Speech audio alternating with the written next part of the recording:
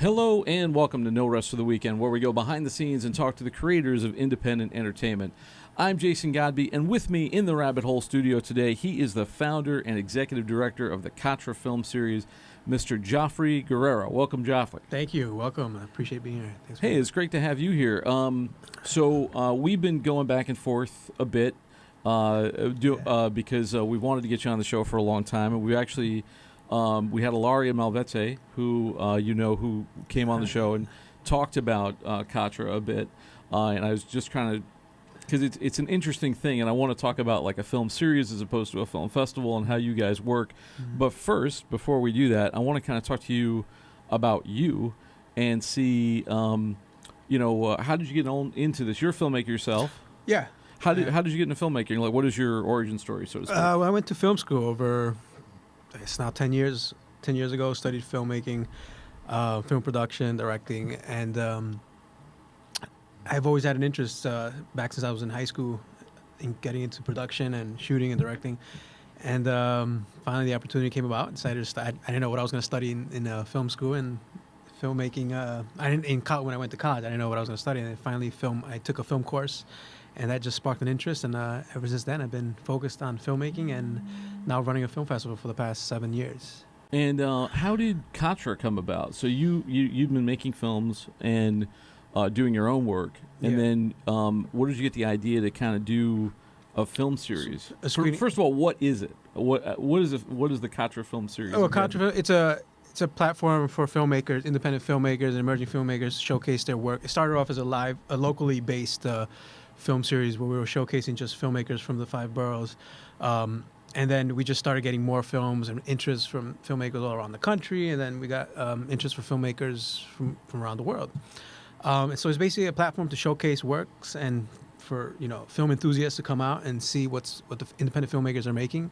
And over the course of, in the first few years, we were getting filmmakers who were interested in having more than just a screening, so we decided to have a prize and make it more competitive, which it's a very competitive series now, and so that's how it came about. It's just a platform for filmmakers to showcase their work and to take them to the next level and help jumpstart their careers. And how often do you guys show? First of all, where do you show films? Well, we started off back in 2012. We started off on the Bowery. It was a venue. Actually, it's named after the venue. It was called Katra Lounge. So we've been screening works there for the past 6.5 years, and then this year we had an opportunity to take the film series to the Alamo Drafthouse Theater. So that's where we've been screening since. Well, we do the finale. So every year. So just to backtrack a little bit and talk a little bit more about the series. Because before it was just a screening event. Now that it's very competitive and we have prizes and different opportunities for filmmakers, every quarter we have the audience vote, and then the top films of the year advance to a grand finale event, which we've been doing for the past 3 years at the Alamo Drafthouse Theater. This year we decided to move the entire film series and have it at the theater. So we're going to be there for the foreseeable future, showcasing works at this big screen. And this is in Brooklyn? In Brooklyn, yeah. Not too far away from here by Flatbush. So it was like last week in January, first week in February, you guys had the finale. The finale, yeah. This year, which I covered and talked to some filmmakers out there. That's available. You can catch those interviews on the website, norestoftheweekendpodcast.com. But we talked to some of the finalists there. Yeah. So now you guys have the finale, and then you screen like quarterly, and you said that it's mostly short films, but you just recently opened it up to features. We opened it up to feature. We had some feature screen about 2-3 years ago. We've done special presentation for feature films, but this year we're going to be showcasing more features. We have a filmmaker that we're screening. A film screening that we're putting together in March, and we have other opportunities to start showcasing more feature films. So that's going to be a big focus moving forward.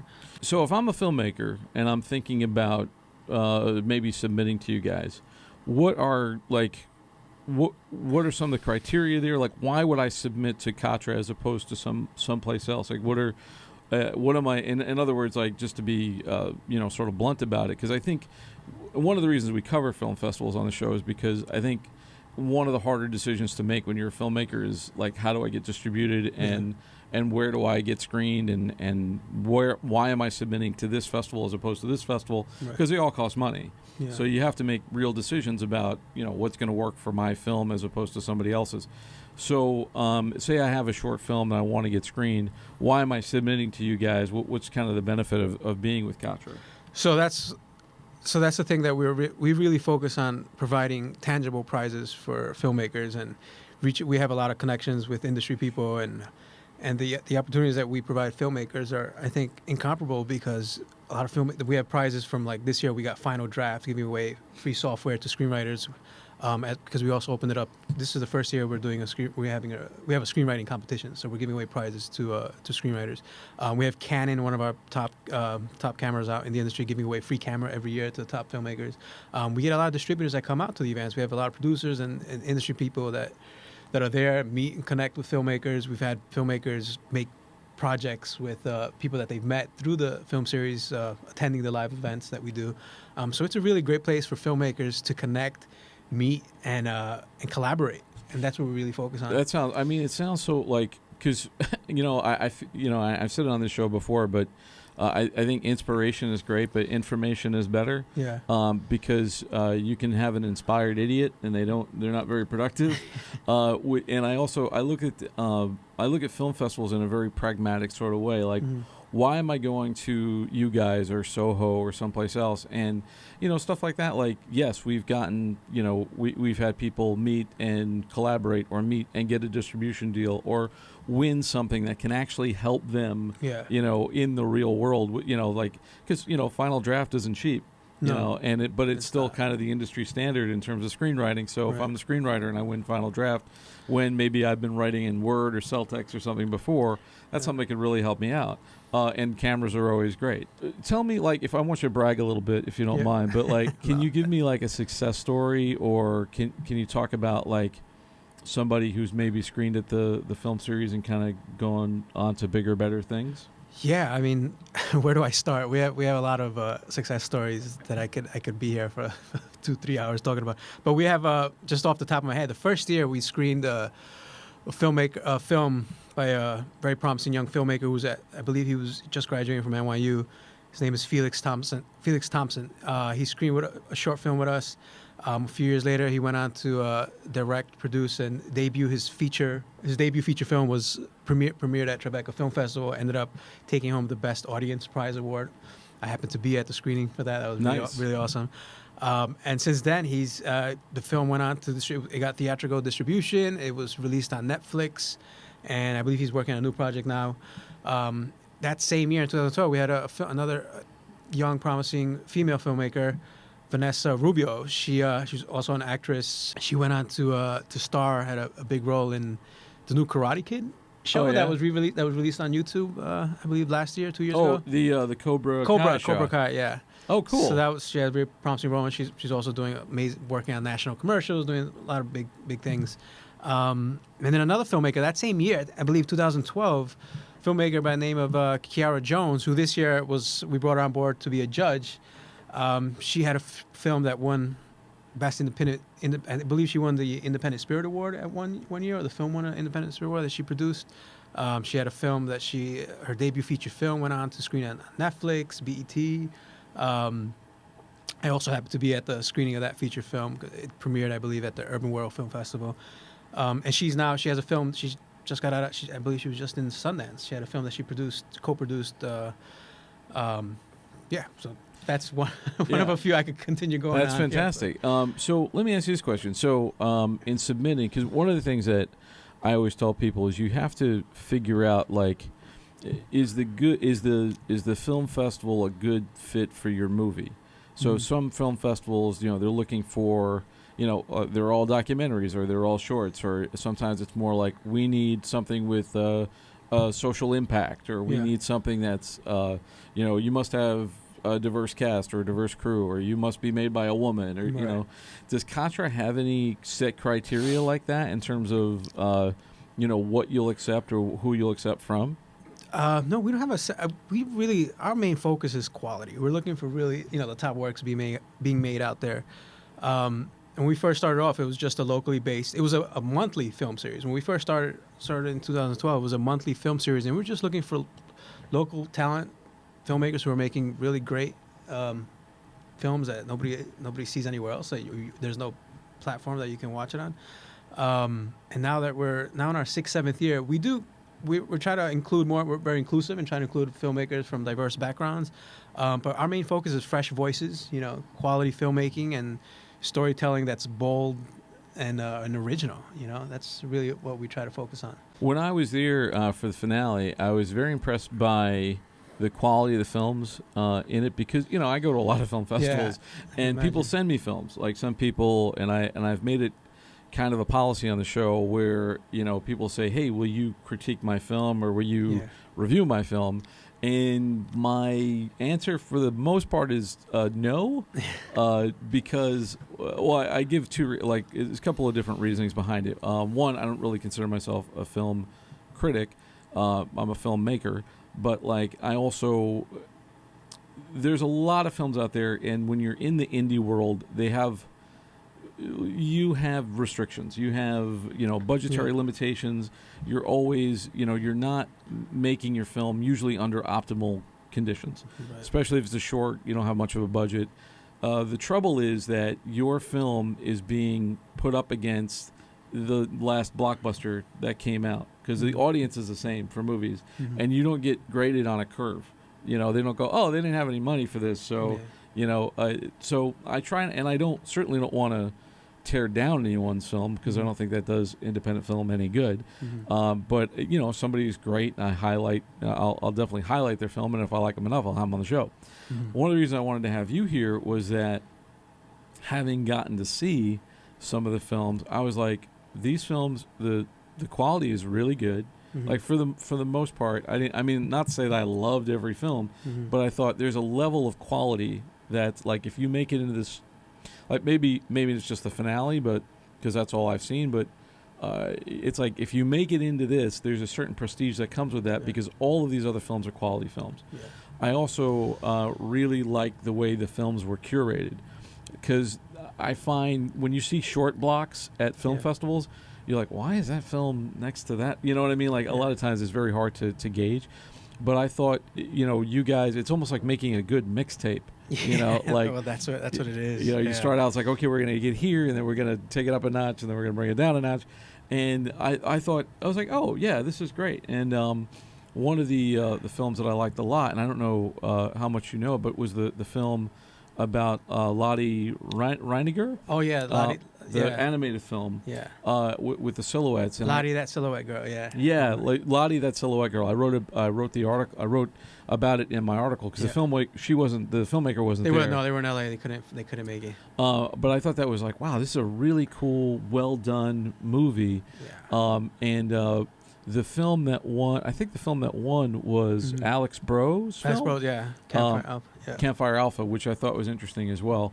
I thought those guys did a good job, and he's an actor turned filmmaker type of guy. I had a chance to interview him as well. So is there like when do you like see all these films personally, or do you have? Well, we have screeners that watch it before the finale, but when it comes, I watch all the films that screen with us, so we have to. We get a lot of films. When we're programming these films, we really take a step back and try to figure out the best way to pair them together and screen them. So there's a thought process, and we really think about these decisions before programming. And you're not doing this all on your own. You got like a team of people that's helping people. Small team, but a very loyal team. Yeah, that's great. I mean, I thought you guys did a really good job. Thank you. And it seemed like everybody there was so proud to be there at the finale. Like they felt like they're in a good group, and I think whether you win anything or not, you've won just because you're there. Yeah, because exactly. you're being screened. And so the Alamo Drafthouse screening that's in Brooklyn. Yeah. And beautiful facility, which is another thing that I really like. And I even wrote it in my article that sort of seeing your film, even if it's a short film, it just gives it a kind of prestige that you don't normally get for short films unless you're being screened in a nice venue. So I think that's also an incentive just to see there and see the quality films that you're going to be with and all that kind of stuff. So what I would say too is like, because you've been doing this for a number of years. Yeah. What kind of advice would you give people if there were, somebody who's thinking of submitting to your series or thinking about trying to get their film on the festival circuit? What advice would you give people? Just make your film, make it original, be bold and original. I've been saying that repeatedly for a while. Just try to say something that hasn't been said. There's a lot of films out there. You got to distinguish yourself from the pack, and I think the best way to do that is to look within yourself and find your voice and put it on, write it down and shoot it. Make a film that hasn't been made yet. And there's many opportunities now. We live in an age where the opportunities are endless for you to screen your work, and you'll find there's somebody out there that's willing to show your work if it's original and bold and different from what's being made. Well, so Alex's film won. Yeah. What were some of the other winners this year? That was Alex Campfire Alpha, the grand prize. We had Best Animation Irony. I don't know if you saw that. I didn't see that one. Really, really, really amazing short, and it's really short. It's like a 7-minute animated short.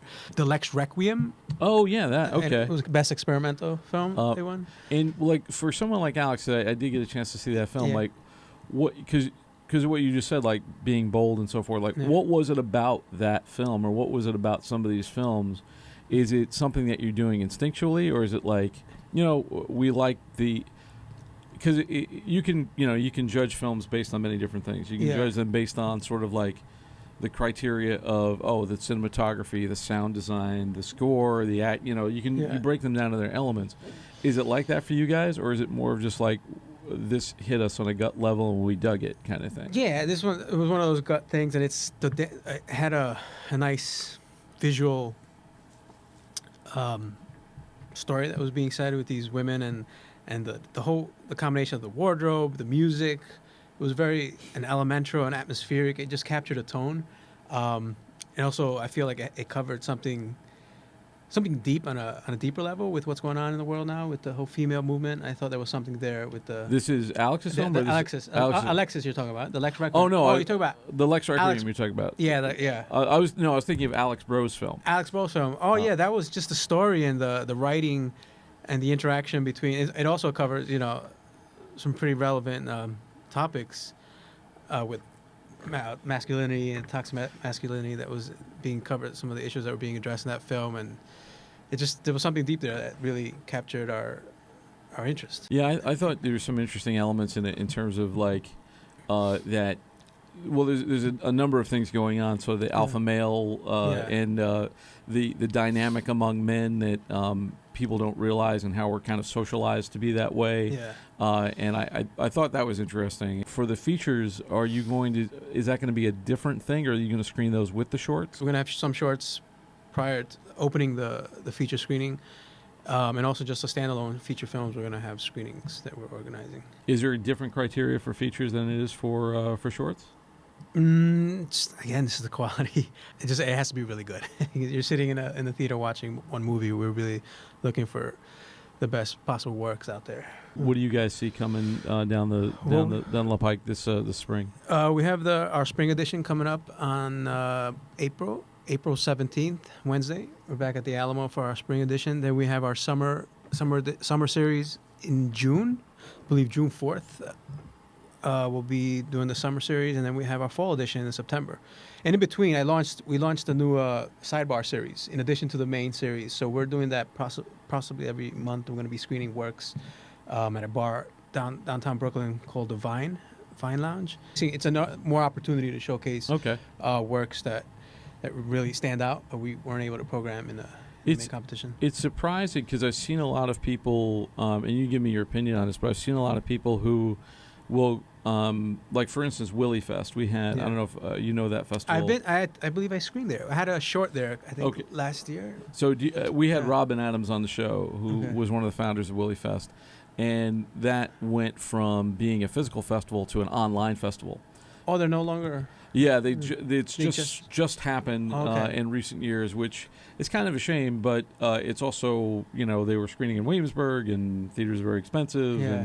And Then they moved to the city, right? Weren't they in the city? Or Yeah, something? they were in the That's city where at we one were. point. I think is when they finished, and you still see. I mean, there are a lot of film festivals around, but Yeah. do you see Katra expanding in a way where it's like, okay, so maybe because a lot of them are short films. So Yeah. would you guys start putting the films up on the website and featuring people that way, or kind of is there any sort of plan to do like an OTT network? Well, or we anything did like that? about 3-4 years ago. We teamed up with a Real House streaming platform, and we were doing live, a live screening like concurrently. Like we would screen films at the venue, and then we would streaming the shorts online as well. Oh, cool. And then we also had I believe we did some live screening events where we would screen the shorts online and have a live conversation with the filmmakers.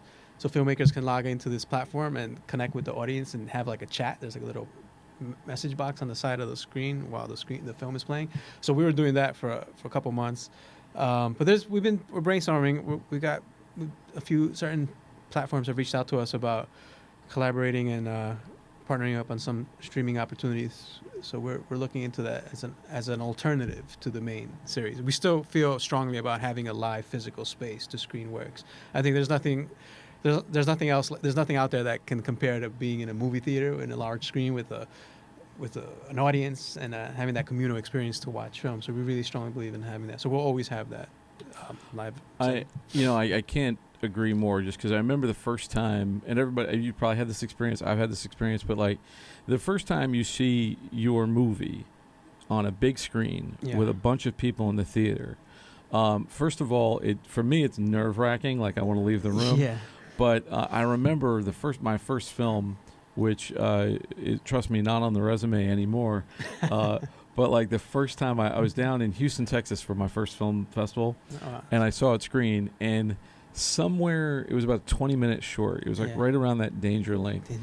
And right around the 10-12 minute mark, I saw people's attention sort of wane. Yeah. And I went, oh my God, I should have cut that. Or like, you can see from the feedback, like it's so obvious. You could just I just watched the crowd the entire time. I was just like, what are they looking at? Are they laughing? Are they not laughing? Are they scared? Are they, like you can see the instant feedback. And people, the great part about, being in the dark with a bunch of strangers is they don't hide anything. Yeah. And you see them squirm and fidget in their seat. Yeah. He's just like, did you make them laugh? Did you make them cry? And that's so telling. And, Hollywood still does that. Like Hollywood still has test screenings. Yeah. But there's nothing like proving your worth in front of a crowd. No, I think that's the best film school out there, is to screen your work in front of a crowd. Absolutely. You'll learn a lot. It's like a trial by fire. Trial by fire, yeah. And you get that instant feedback, and you go, oh, I should have maybe done a different joke there. I should have. And you can also see, because a lot of us, when we're editing and so forth, we don't get to see it on that big a screen. No. And a lot of us, we don't even think theatrically anymore. No. Which if you want to move into, bigger budget features, you still have to think about the screen. Right. And not, watching it on a phone or your computer or, because I would imagine that a lot of these things are screened on laptops. Yeah, for the most part. That seems to be. And then when you see it big and blown up, you go, oh, wait, I got to fill those edges. Maybe anamorphic is the way to go for the next movie or something like that. You can learn a lot just by seeing it in that bigger screen. Oh, you know what? We should have maybe done more with the color there or something. That would have helped. But this is all good stuff, man. If people want to find out more about you or about Katra, where can they find you all on the web? KatraFilmSeries.com, KATRA filmseries.com, and we're on Film Freeway. If filmmakers want to submit, they can go to filmfreeway.com and find us up there. Fabulous. So thank you for coming, and I'm going to thank you all out there for taking this trip down the rabbit hole. For more No Rest for the Weekend, you can always find us on our website, norestfortheweekendpodcast.com. You can also subscribe to us on Anchor, Apple Podcasts, Stitcher, Google Play, Spotify, and everywhere you listen to podcasts. Once again, just want to thank my guest, Geoffrey Guerrero. I'm glad we could finally get you on the show. Yeah, no, happy to be here. And from Behind the Rod Productions, I'm Jason Godbey. Thanks for joining us, and we'll see you next time.